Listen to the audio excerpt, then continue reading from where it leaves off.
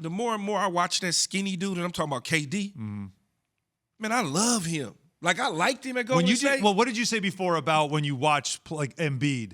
I'll pay to watch that. I'll pay to watch that. Yes. Like Durant. I'm paying to watch KD. Like Kevin Durant is that guy in the league that you would pay to watch. I liked KD at Golden State, and he was cool to me at OKC. I'm like, okay, cool.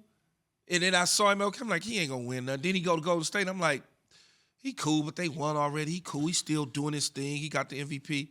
But watching him now, oh, I love that. How much can I get these seats for? Even if you're not on the court, you just watch the screen, you feel what that is with KD. You feel what that is with KD. Like, man, I'll be texting Jay, like, how he do that?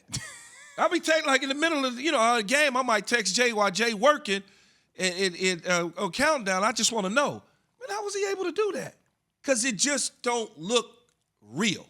Like, it just, you have to understand a guy like that, the amount of work that he has to put in repetition to execute flawlessly at doing that stuff. It's crazy to me. Well, Joe Harris even said it on the podcast. Joe Harris plays for the Brooklyn Nets, R2D2, with Ryan Ruocco the other day. Literally said on a podcast, you can't build KD in NBA 2K.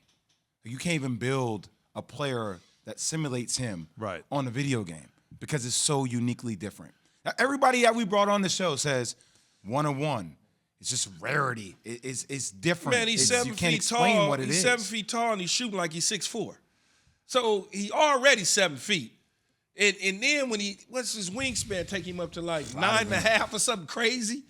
Like, it just don't. Doesn't it feel like when we talk about Milwaukee or when we hear Coach Bud speak or when you hear Giannis speak, it feels like they're deflated. It feels like.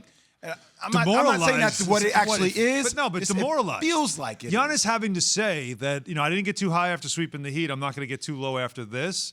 Is like, what else are you going to say? Like, he really didn't know what else to say. I seen him celebrating after they swept the Heat, but.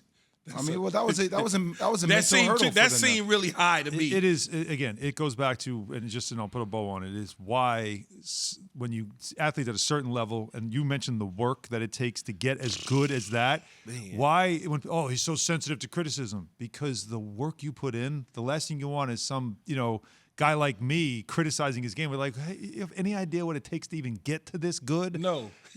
No, I don't. I wasn't saying don't. it. I wasn't saying it towards you. No, you did. Just like, you looked right at me. Well, because and you said here in my sight line. But one thing you don't have to have in the NBA is like, some substance you can put on your hand to make you a better shooter.